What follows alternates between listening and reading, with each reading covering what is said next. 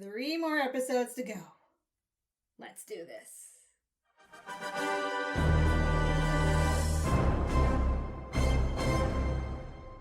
Hello!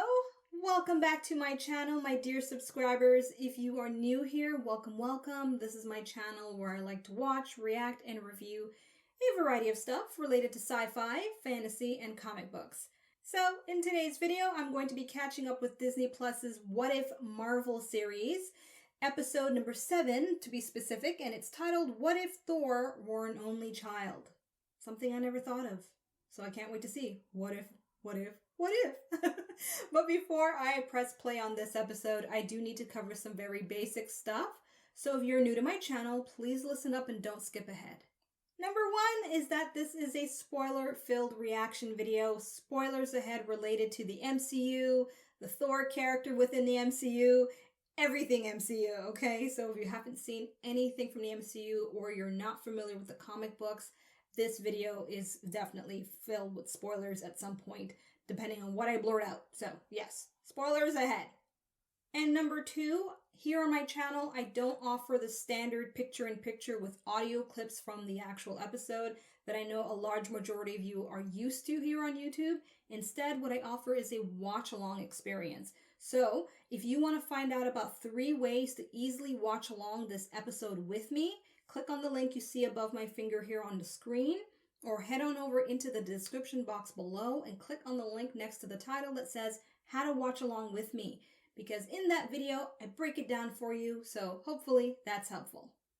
And the third and last thing you should definitely know is that I'm what's considered a normie, and so up there on the screen is my normie disclaimer for you that's just breaking it down that I'm a normie, I'm not familiar with the source material, I've only watched the mainstream stuff related to the MCU, so it's possible, very likely, that I'll misinterpret, misunderstand, or perhaps not even catch on to a lot of the Easter eggs related to the comic books. So just keep that in mind when you're deciding to leave a comment, okay? Be easy on me. Okay, everyone, I'm now going to get ready to press play on this episode. So if you are going to join me, let's get to counting down to play. If not, feel free to skip on over to the review/takeaway portion of my video. Either way, I'm going to get ready. So join me or not, I'm going. Okay, everyone, I am ready to count down to play. Are you ready? I hope you are. All right, so I'm right at the beginning, 0000. I won't be skipping over the intro. I let it play. I use that time usually to babble some stuff to you. So let's go. All right, counting down. 3, 2, 1, play.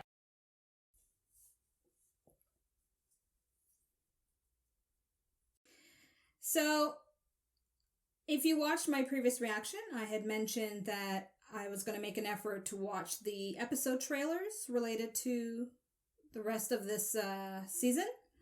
So I saw the mid-season trailer. I saw the mid-season trailer and the trailer for this. And I don't think it's going to make much of a difference. If anything, I hate to admit that it does reinforce some of the main things I don't like about the series overall in a general sense, which I'll talk about after finishing episode 9. But it still echoes some of my main problems I had with the last episode. Yeah. I mean, it's not a big deal. It's just that I guess the best way I can just put it for now in short, really, is that I feel they should have not tried to replicate What If based on the movies.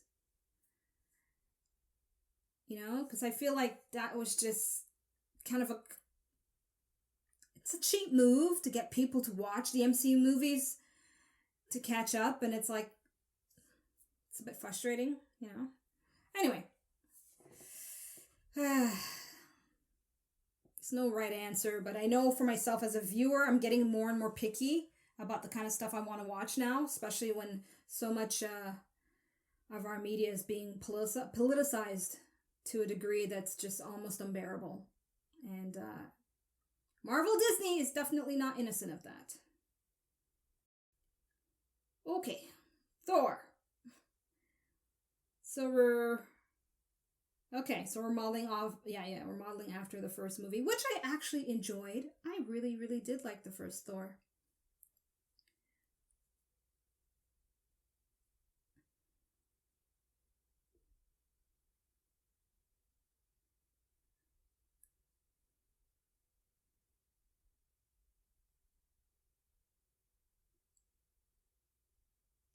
Is that Natalie Portman's voice?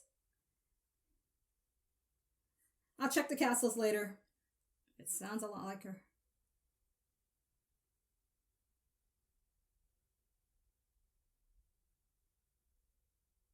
That's definitely can't remember her name right now.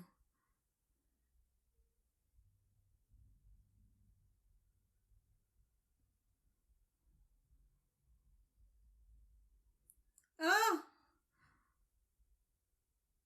are they making it where Thor lands in Las Vegas? Yes, yes, yes. Sorry, it's been a while since I. Ugh, my memory is terrible.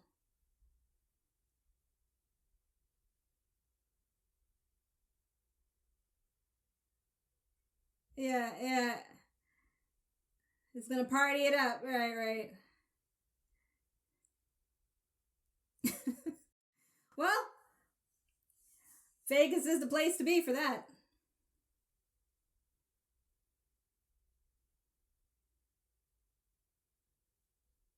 It's a really great art depiction.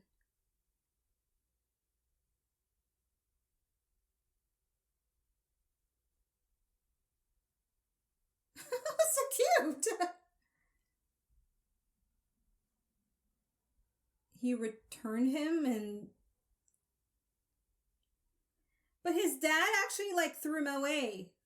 So why would he take him back? Okay, whatever. That's weird.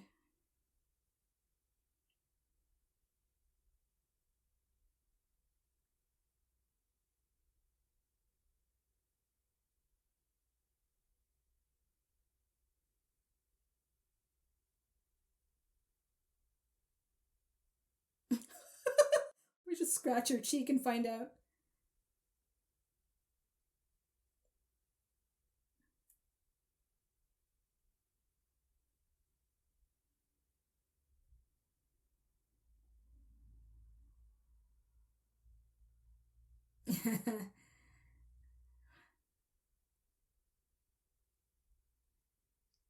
Okay, so far it sounds like the main cast.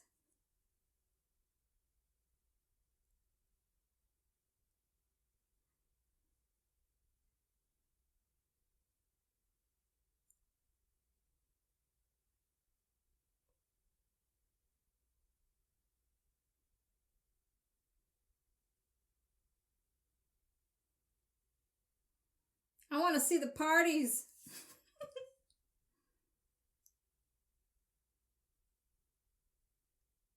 Yeah, beer. Woohoo!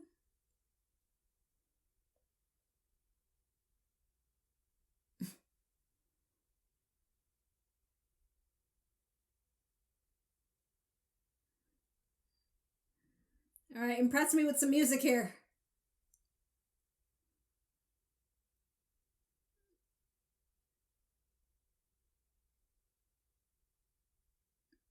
Ah.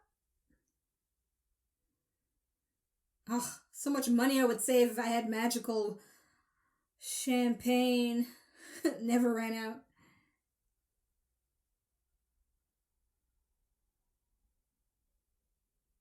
Ding ding ding ding ding.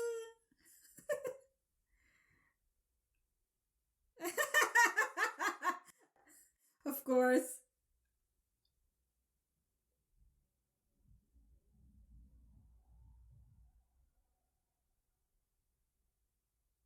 Let me.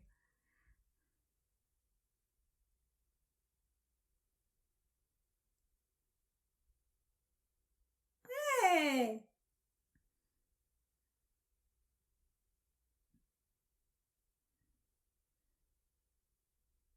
Hey, the squirrels.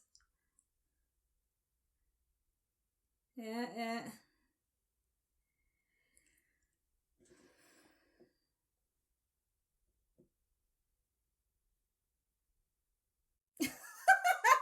I almost stood on you.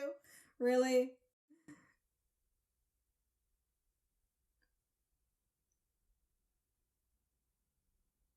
Is that Jeff Goldblum? Oh, okay. I'm gonna stop saying that. I'll check the cast list after.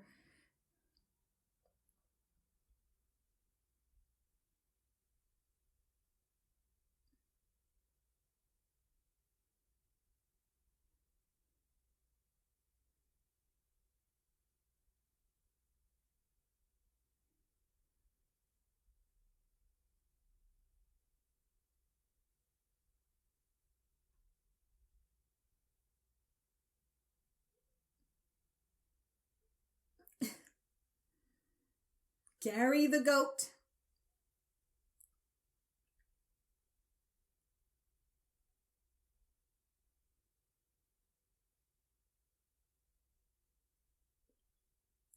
Like he'd care.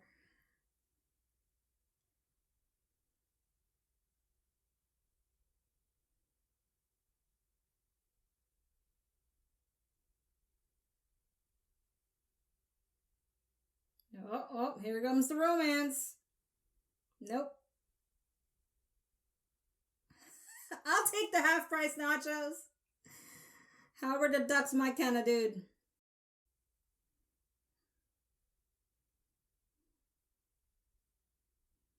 All right, she's partying it up. Everybody's partying it up.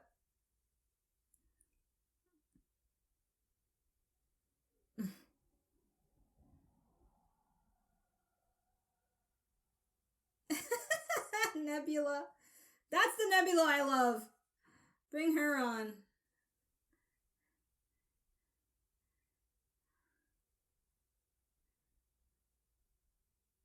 Darcy and the Duck. Oh, magic science. That's interesting tattoos. It's fitting.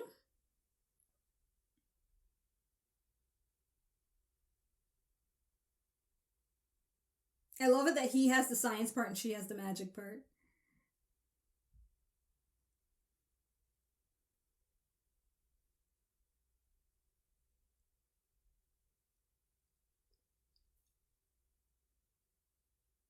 Wow.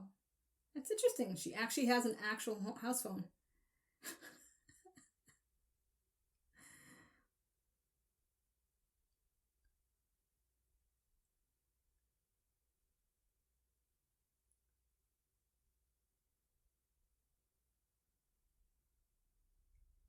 Yeah, Rocket.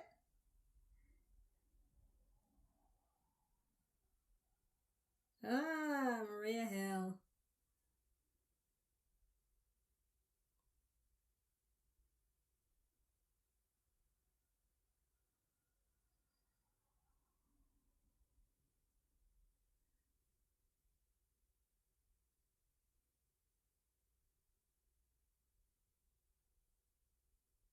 Because you're the acting director.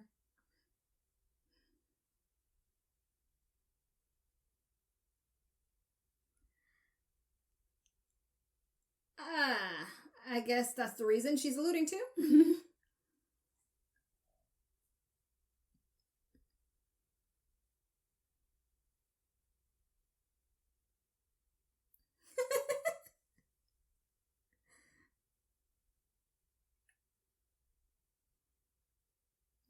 Okay.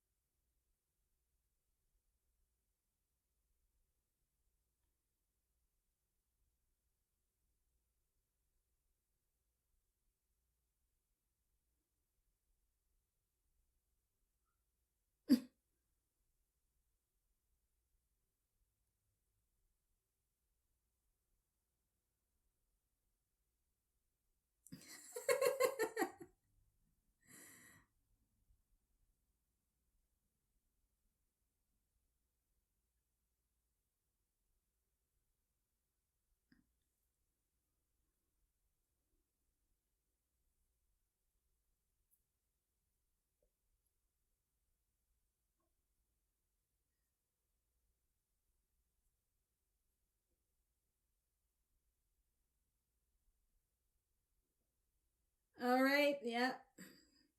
Cappity Marvel.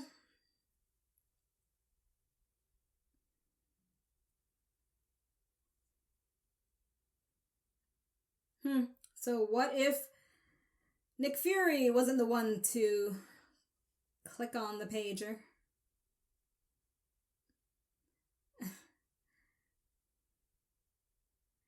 Just seeing them, like, are we ever gonna see Adam? Oh yeah. Tall Loki.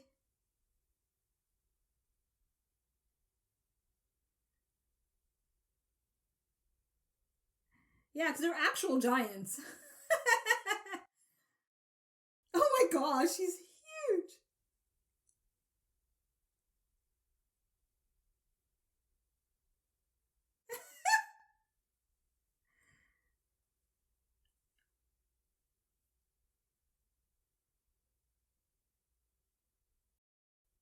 What does booming mean?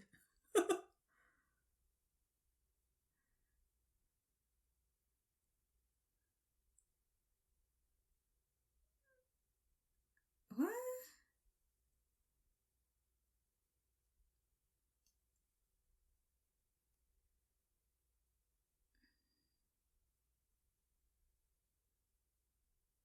Oh, that's no shooting star.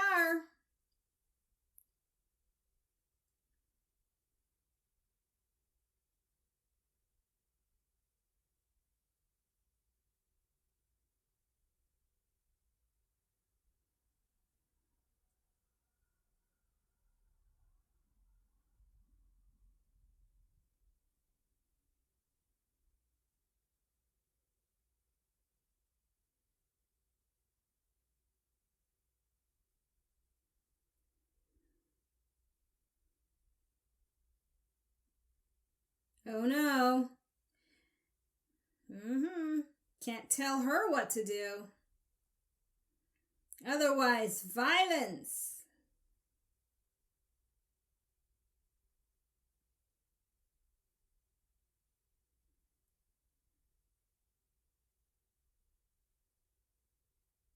That's putting it mildly.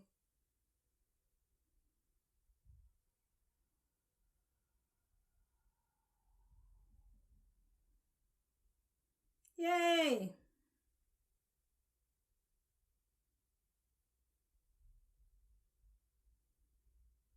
If it's not apparent, I have absolutely no love or interest for Captain Marvel at all.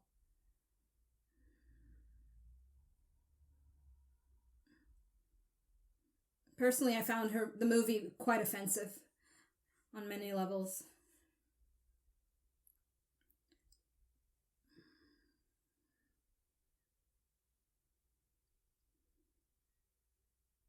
Wow.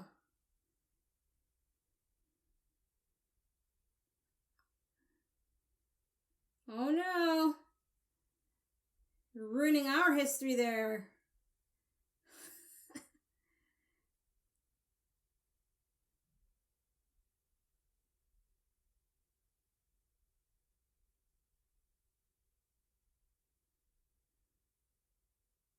I don't think Thor would actually do that.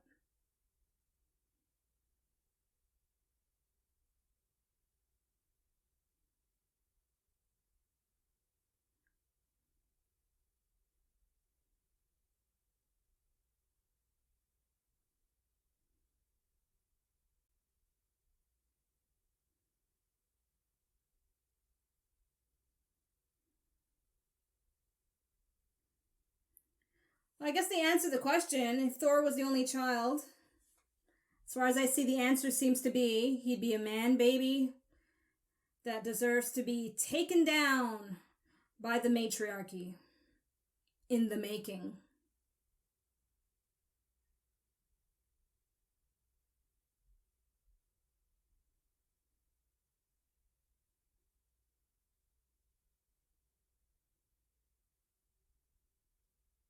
Oh, visually, that's really cool, especially for an animation. Very nice.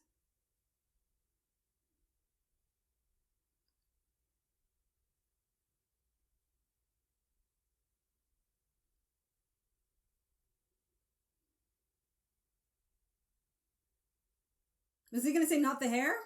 Yeah, something like that.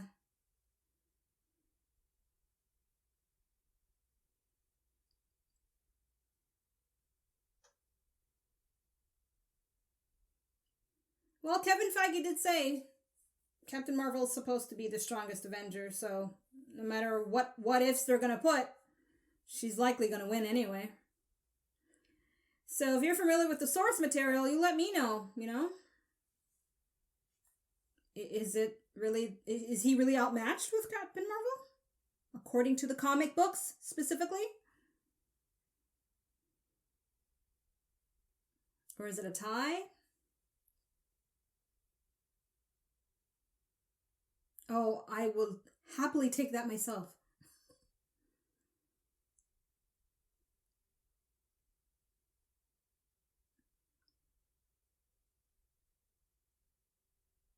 Oh my gosh, they're all calling her Pooper! Best part of the episode so far. I'll take 10 movies with Maria Hill instead of Captain Marvel.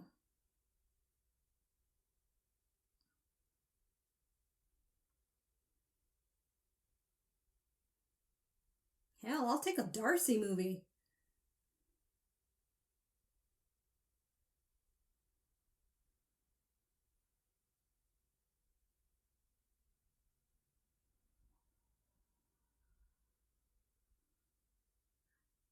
Is Thor finally calling? No, Darcy. Bring it up to a 9.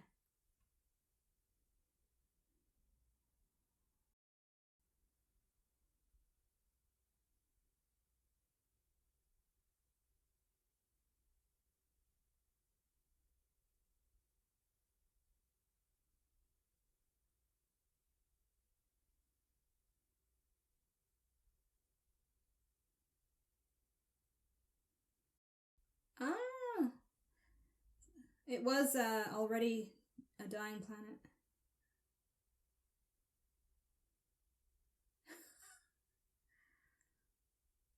I don't think. Okay.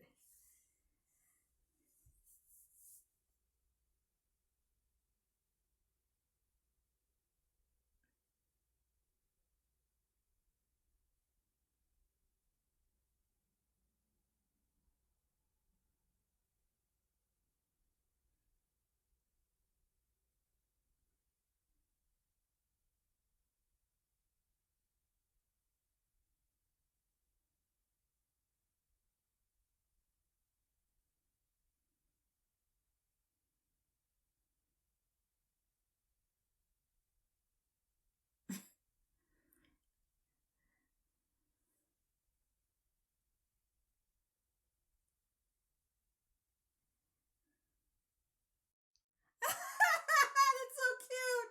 That's how a cell phone. That's the size of what it would look like in his hand.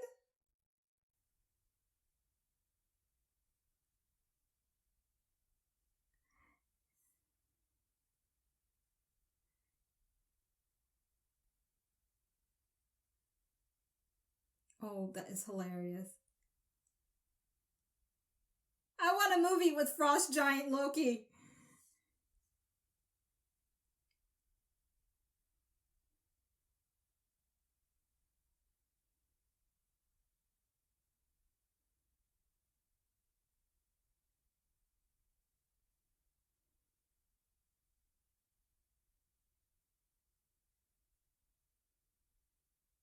He-Man, who now?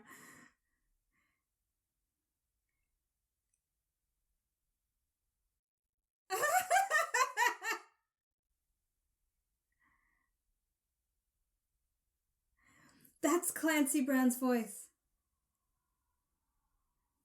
Yeah.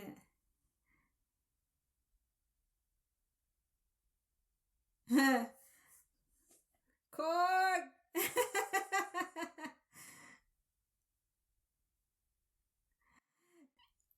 It'd be kind of cool if they had more original music that can be attributed specifically for this episode. Instead of just some bland sounds in the background. Especially considering Thor Ragnarok, even though I know it's not based on it, but, you know, it had so many cool music elements.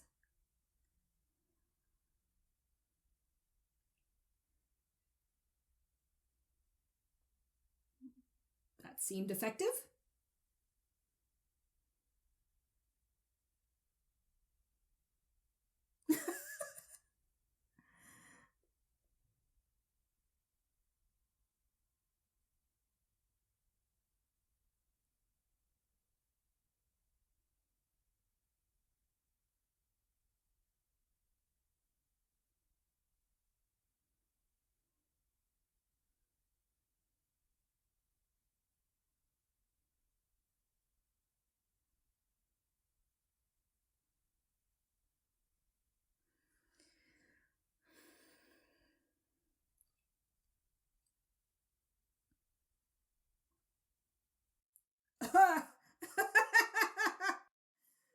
That was a good line.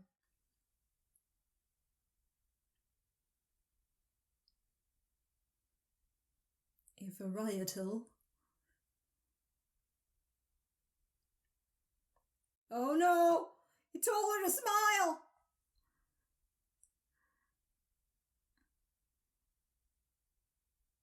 Gosh, just thinking of that cringeworthy scene that they cut when a guy asked Captain Marvel to smile. Ugh. Such an embarrassing movie.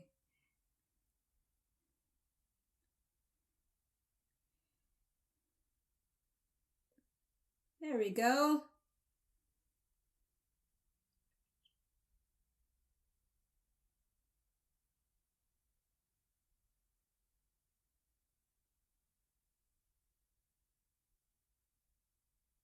She sold him out.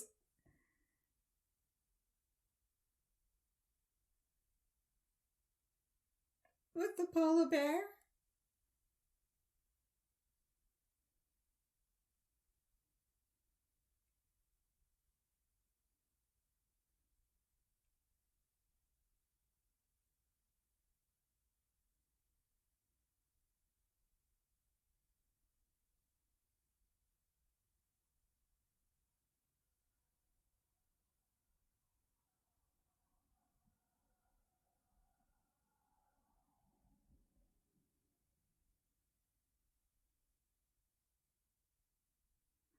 Is it just me or they've made him like unnecessarily dumb?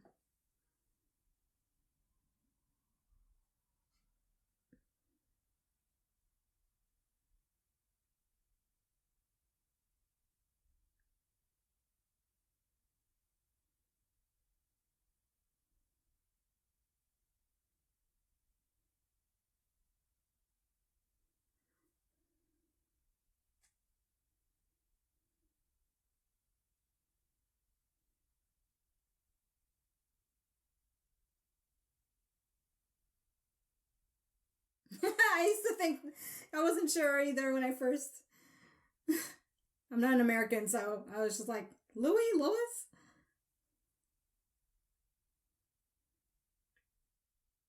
I'm loving this Loki.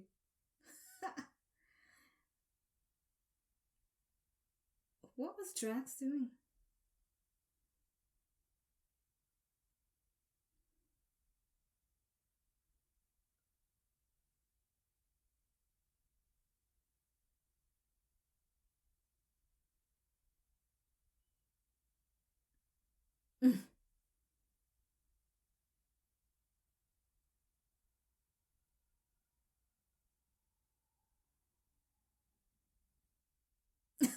Iceman, let's bounce. Can I come with you, Iceman?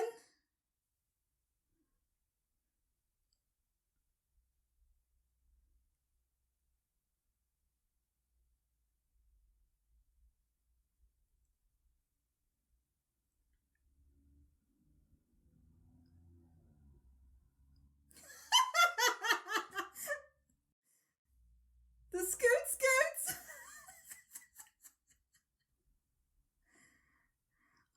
Oh, of course, Nebula's dad's calling. Wow. This is so pathetic.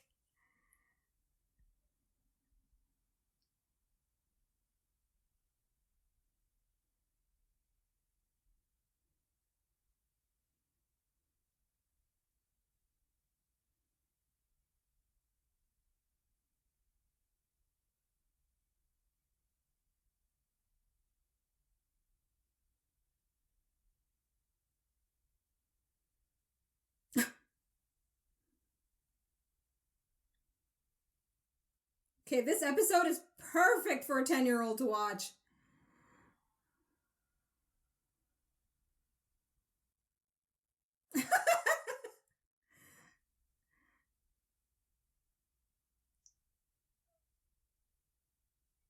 Don't put it too straight.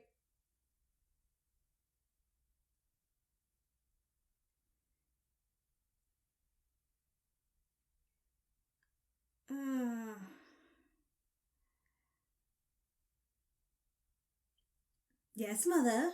Oh my goodness. That's the plan, huh?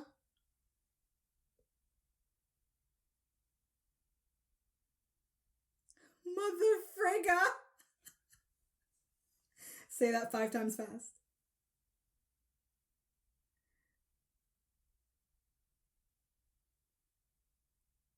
The what? Oh, Snuggie. I forgot what that was.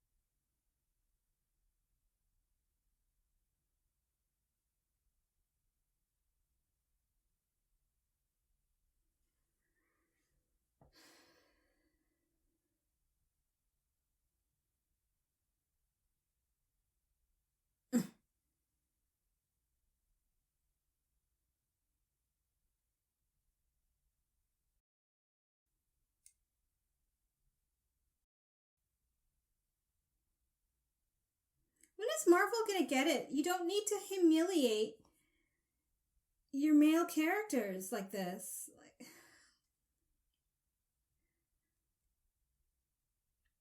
I'm sorry, but Marvel's in for a rude awakening if they continue this.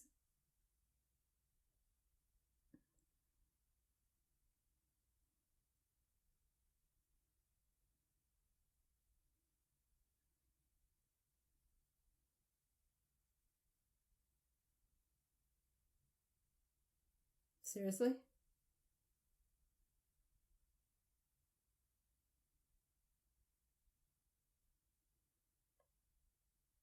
This is one of the best positives of the episode so far. I've always liked Jane and Thor.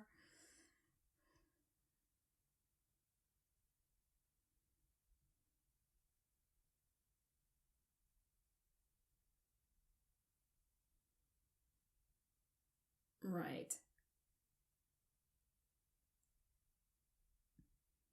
Uh-uh.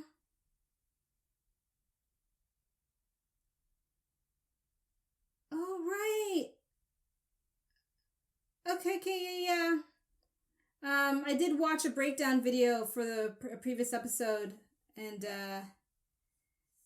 Ultron's supposed to be like the Thanos of the What If series, right? Which is going to be interesting. And I hope they got James Spader on, but I wouldn't be surprised if they couldn't afford him. That's cute.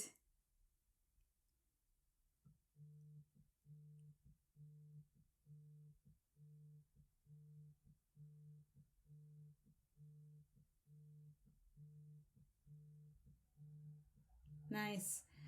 With the animation. Oh, just love it. Okay, cool. I'm good. I doubt there's any. My phone's ringing there. Forgot to turn it off. So, sorry if you hear it in the audio. Okay, yeah, I don't see anything. There's no after credit stuff. Coolio. So, we're done there. And despite some of the stuff that I was like, whatever, and some of my, I'm sure some of my comments that you may perceive as negative, but to me it's just my criticism, and I'm entitled to it, just like everybody else is entitled to the opposite version of what I'm saying, right? I do have like 3 things that I really, really enjoyed in this episode, and which makes me a tiny bit more optimistic and hopeful that they'll do right with, or they have done right, because I think they've wrapped up filming a could be wrong on that. I'm sure one of you may be inclined to correct me, but it makes me hopeful about the Thor Love and Thunder movie coming up. We'll see. Okay, my takeaways coming up. So, after watching this episode, who would you hire as your party planner from the MCU? Thor, please! With a side of Howard the Duck. Okay, so when it comes to the review / takeaways portion of my video, I do try my best to stay in the positive lane of things. So if you want to know about anything that annoyed me, pissed me off, or whatever, more on the negative end of things about this episode, you'd have to watch my reaction and look out for some of the stuff that I do blurt out because I wasn't on board for everything that happened in this episode. But it didn't stop me from definitely easily identifying aspects of it that I really enjoyed, and will make this one of the few episodes in this series that I wouldn't mind rewatching another time. All right, so let's start with the first thing that I really enjoyed, and that is the reintroduction, or the revisiting, I guess that means the same thing, I don't know, of the Jane and Thor love story. Now, as I said in my reaction, I'm in the minority, apparently, of people that really enjoyed the first Thor movie. It is one of my favorite MCU movies. I love the Shakespearean elements of that film. Yes, it's not the best Thor portrayal, but when I look back at that time when the MCU was still really growing, I think it did really well in introducing us to a Loki that we have today through Tom Hiddleston that I love very much to some extent. Not including the Loki series, but that's another story. But anyway, yes, I do love that movie very much. And so I was surprised and delighted by not only seeing Jane, but that they've also decided to keep that part of the original movie in this what if scenario. Because at one point I was like, maybe they might use this opportunity for him to fall for someone else or for her to fall for someone else, right? Like for a split second, I was like, this could be a really fun opportunity for her to fall for Loki, the frost giant, you know? I don't know, something like that. But either way, I'm glad that they brought them back together. And as I said right at the end of my reaction, it gives me hope that maybe we're going to get a really compelling story in Thor Love and Thunder. And although it's public knowledge to most people that Jane is going to apparently become the female Thor, aside from that point, I hope they do something interesting and compelling and non-politicized with their relationship in the movie.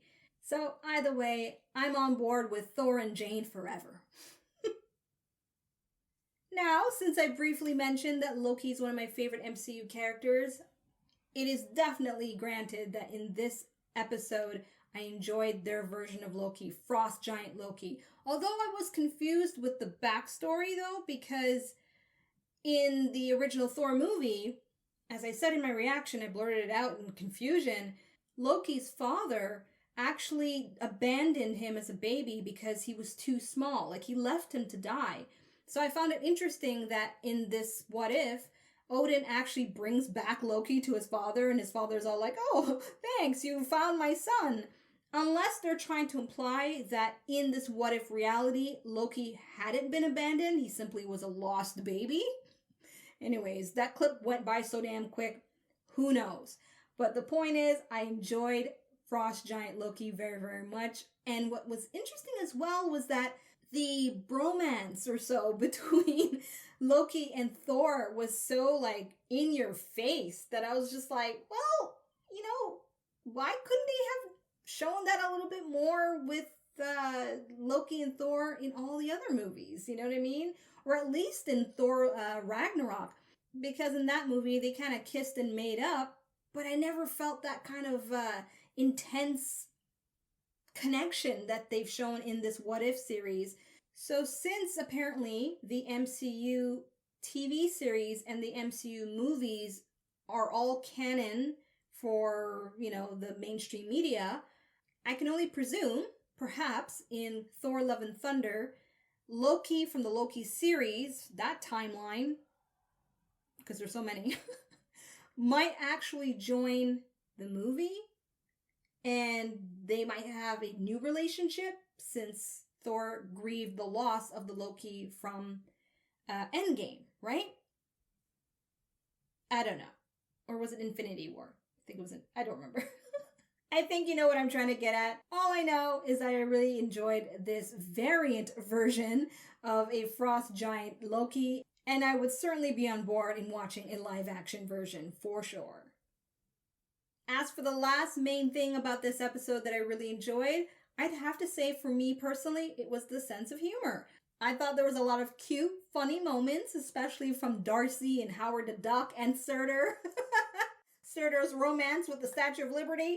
Yes, although it was kind of childish, it was still cute and entertaining, especially in contrast with some of the other dialogue from other characters that I really didn't care for. So overall, the sense of humor of this episode is a major contributing factor for me wanting to rewatch this episode, next to the previous two things that I said I enjoyed about it. So, there you have it. That is my reaction and my key takeaways from this episode. I double checked the cast list and I was very impressed to see that 90% of the original actors actually reprised their roles. Even Chris Hemsworth, I thought he'd be really expensive or, not that easy of an actor to get a hold of to perform his lines. But no, they got him, and it was even Jeff Goldblum as well as the Grandmaster. Wow, yeah. And as I had said at the end of my reaction there towards the end of the episode where they reveal Ultron, a Thanos-like version of Ultron, I am anticipating that it will be James Spader reprising his role, but I think that may be too much to ask. So they better get an actor who could really mimic his voice so well, because I feel that Ultron is one of those characters in the MCU that came to life due to the actor's performance and what he brings to the table with the kind of voice he has. Anyway, I hope you enjoyed this video. Thank you so much for watching. And until episode 8, I'm Asha, tuning out. Peace. Thanks for watching. Check out my other videos and subscribe. You know you wanna.